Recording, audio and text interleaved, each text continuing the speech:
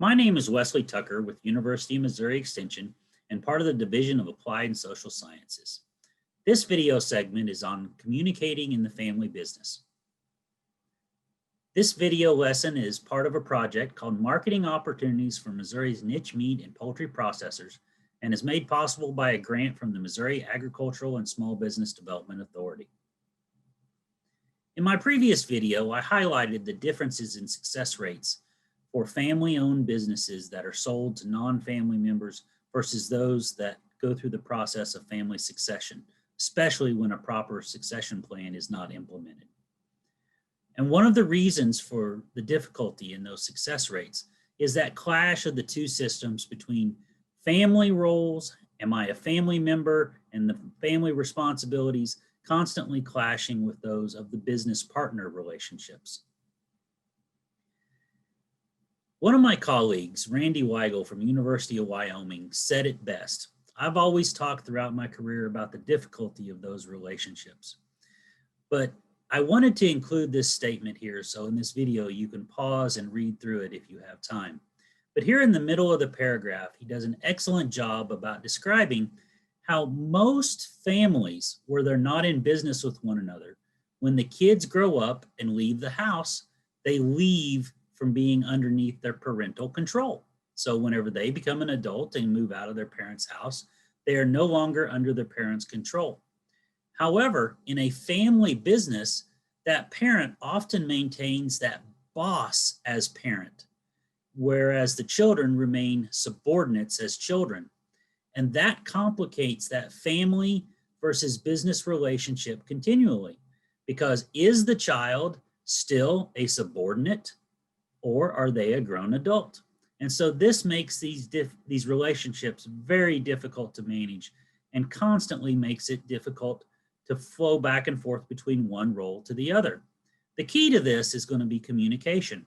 And if you really think about it, what is the key to a good marriage? I'm in my 20th year with University of Missouri Extension, and I cut my teeth a very, very long time ago, traveling the state, giving presentations on how to develop good lease agreements between a landlord and tenant.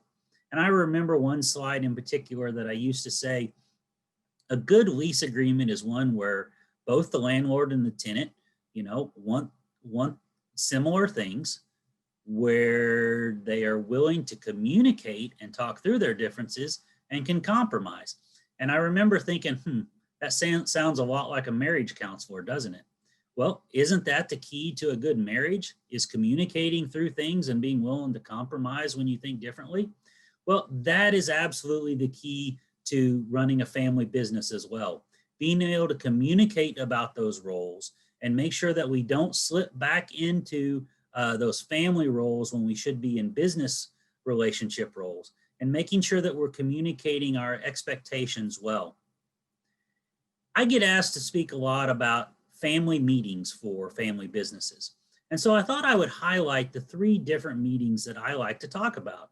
First is operating meetings. These are very, happen very often, possibly every Monday morning, maybe right anywhere inside the business. But they are meetings that we're going to talk about what we are going to do this week, what needs to be accomplished today, and who needs to be responsible for it. Those are very different than family business meetings that we're going to talk about here in just a minute, that take on more of a strategic and long-term approach. And then the final meeting is family council meetings, is one that often a lot of people do not think about. So again, operating meetings are really just about what needs to be done today and this week, who's going to pick up what, who's going to be responsible for doing what. Family business meetings, however, are very different. Those will also include those that are involved with the day-to-day operation, but they may even include outside people like your lender or vendors or distributors or all kinds of other people that will be important to getting their ideas and thoughts for a strategic planning of the business. Because this really needs to be about more than what we are going to accomplish today. This needs to be about what we want to accomplish this year, this 5 years, and where we want our business to go long term. How often do these family business meetings need to take place? Well, unfortunately, many family businesses only think of these when they think of big issues that are coming down the pipe. But the reality is we need to meet often enough to get into a mode of group decision making and to develop these roles and responsibilities within our business. So if we only meet when really, really big items are going to need to be addressed, how will we develop that attitude of group decision making? Where do these meetings need to take place? That's a difficult one in small businesses because often we don't have an appropriate place where we can get away to actually focus on the meeting. But I always say, if you think about, a local gas station, something like Casey's is a popular one in my area. If Casey's is trying to decide where they want their business to go in the next 5 years, do they set up chairs right in the middle of the aisle between the soda and the candy bars and try to have a meeting? No, because there's going to be constantly having distractions. So they try to go away off site to somewhere to have an actual board meeting. We need to be thinking of that way too. We need to be running this as a business. Maybe we need to find a local co-op that has a meeting room or a bank that has a meeting room. Or if we have to, let's go to a hotel and rent a hotel meeting room to do this. This is important stuff where we're planning out our business. We need to be taking it seriously. Dave Pratt, I've heard him talk many times talking about the idea of are we constantly working in our business or are we working on our business? And unfortunately, many, many small businesses, because there's never enough hours in the day, we spend all our time working in the business and don't ever step back to take that time to work on our business to help us get where we would like to be. And that's why these family business meetings become really, really important, especially when we're thinking about the idea with multiple generations and how we work together in those roles. This slide here, it actually turned 40 years old a couple of years ago in 2018. This actually was developed by a couple of people at Harvard in 1978. But this idea of that the family business system is actually a composite of 3 different circles: a family circle, someone who's going to own this business, which may be family members or may not, and then those that are going to provide the management and the labor of the business, which also may be family members or may not. The reality is each of these 3 circles have different sections of interaction, but not everyone is going to be in all 3 of these circles. That's why this next set of meetings that I'm going to mention, I think is really, really important. And that is family council meetings. And what a family council meeting is it's a communication forum that allows all family members an opportunity to learn about the family business. And this slide is actually, I took directly from the University of Wyoming's Lasting Legacy workbook, because I just think it does such a good job of highlighting the importance of this. It addresses those family issues that impact the business, but also talks about how the business issues are going to impact the family. Is mom and dad looking to retire? Is one or the son or daughters looking to take over? Who does this include? It includes everybody: spouses, in-laws, children, grandchildren. Everybody that falls in that family circle needs to be involved in a family council meetings. How often do these need to take place? That depends on your situation and your business, but at least once a year, we need to be having this forum to tell everyone in the family what is going on in the family business. And if you think about how we're going to do the family council meetings as well as the family business meetings, we really want to have that agenda set ahead of time. All right, so that we can send out that agenda and ask for feedback and any additional items. We need to let them know if there's important action items or key decisions that's going to be made. We really don't want any surprises, all right? As a succession planning coach, I get the opportunity to work with a lot of families.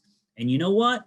I've yet to find a scenario that I would say, yep, it was a good thing we kept that a secret and that we didn't tell the rest of the family members about what's going on in the business.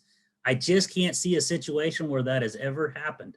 The more we can communicate, the better. All right. Who's going to lead these meetings? Well, it does kind of depend on the scope of the meeting.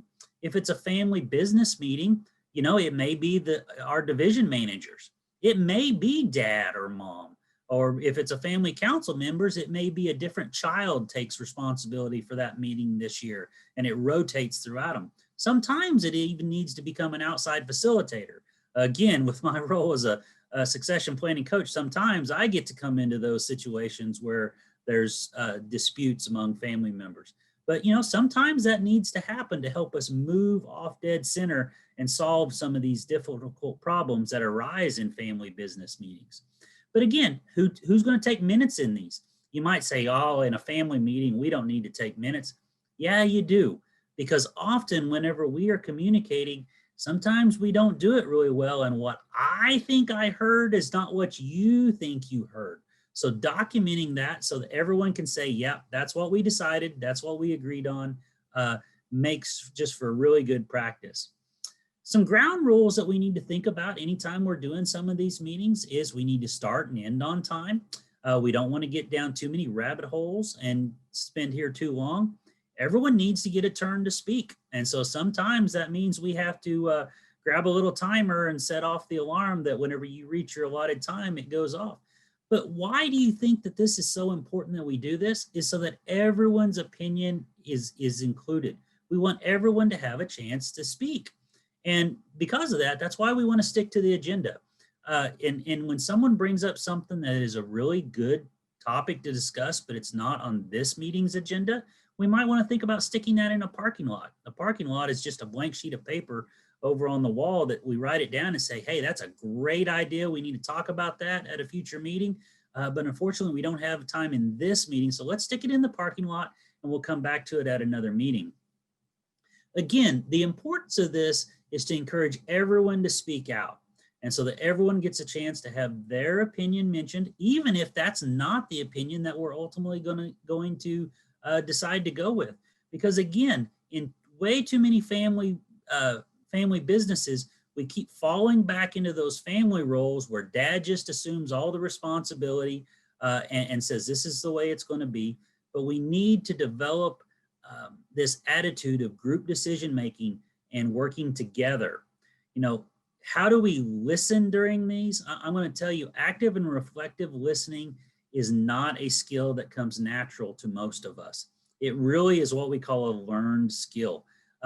My wife always says that I love to debate.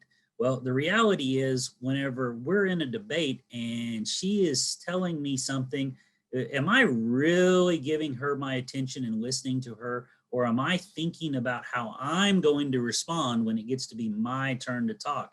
Unfortunately, I hate to admit, I'm probably thinking about what I'm going to say when I get a chance. So this idea of learning to stop and give someone your full attention and listen and say, hey, what I heard you say is this.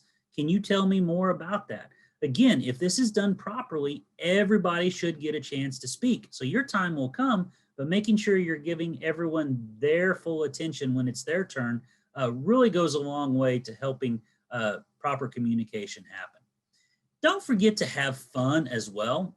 I've mentioned a lot how a family business is the hardest to run, but it also can be the most rewarding. There's a reason why Fortune 500 companies celebrate success and acknowledge accomplishments by their employees. We need to do the same thing in families. Again, this is a time to celebrate what we're accomplishing and remind ourselves that this family is why we're doing this. If I think about challenges in a family business, the challenging relationships, I probably think of 4 of them. There's the one directly from the parent to the son or daughter, but there's also, depending on the size of your business, probably relationships between sibling to sibling if you have more than one child working in the same family business. Then you have those in-business heirs to those out-of-business heirs. If you've got more than one child and only one of the children is working in the family business, are we communicating with those other heirs that are not part of the family business? And then the in-laws I didn't know how to say this other than blood, so I just said in-laws to outlaws, however you wanted to make that statement. But if I think about, I can break these down really into 2 categories to think about how to address them. So those challenging relationships between the parent and son or daughter and sibling to sibling, I mentioned earlier, how do we make decisions? Can you lay out your business structure? And does it look like a pine tree or does it look like a Christmas tree? Is only one person making all the decisions, have all the responsibility, and no one else giving any authority? Do we have job descriptions? Does each person know what they are responsible for? And you might say, well, we really don't need that in a family business. Again, I hope by the end of this second video, you're starting to see that I think it's very important that we treat this family business as a business. That is the best way we can do to protect the family, is if we run the business as a business. Another thing including in that is, do we have an employment policy?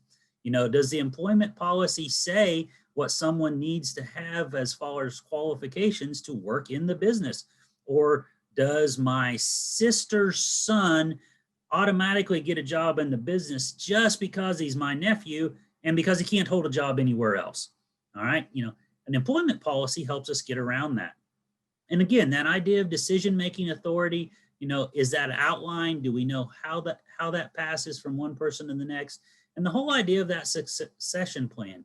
How do I transfer up through the business? How do I eventually become the CEO? But then how do I transition to the board chair that allows other people to have an opportunity as well? If I think about those last two sets of challenging relationships, those in-business heirs to the out-of-business heirs and the in-laws and outlaws, I honestly feel like if we do a good job of having those family council meetings, that will go a long way to dealing with those issues. Because this statement right here at the bottom of the slide, family members can accept difficult decisions when there is clear and open communication and they understand the why behind the decision. Again, I have yet to find any situation that I can say, yeah, it was a good thing that we withheld that information from them. I think having family council meetings once a year, where everyone is invited, where everyone has a voice, everyone hears what's going on in the business and how it's going to affect family members, I think is a really, really good thing and helps that family business communicate well. A colleague of mine was the founder of the Beginning Farmer Center at Iowa State University. I used to hear him tell this story a lot. And he used to talk about dealing with this one senior business owner that was just constantly, he'd worked with him for years, but he was just always reluctant to turn over management control to his son. And this went on for years and years and years. And the older generation just always said, he's just not ready. He's just not ready. For many years, he kept saying this. And finally, Dr. Baker said, he asked him, he said, well, fine, when do you think he'll be ready? And surprisingly, he came back and he said, in another 5 years, he should be ready. The punchline to the story at that time was the senior was 96 and his son was 72. And I share this story to say self-worth in the business is a tough issue. I totally acknowledge that. I get to work with a lot of families and I see we poured our lives into these family businesses, poured everything we've had into them over the years. And so if we're not careful, it becomes our self-worth. And it's very, very hard to step back and give up control and turn it over to someone else. But if you think back to that phase 3 that I talked about, that pathway to management and ownership, I said they have to be making decisions in the operation. I will leave you with one final story. One of my colleagues told the story not too long ago about a business owner that was so proud. He built a good business up over his lifetime, and he was so proud that his 2 sons were joining the business and going to continue his legacy. Unfortunately, that business owner passed away suddenly, and it was turned over to the 2 sons. 30 days later, the oldest son committed suicide. And in the note that he left, he said, "Every day, my dad told my brother and I what to do. We never had to make a decision in this operation, ever." And he said, "I just cannot handle the stress."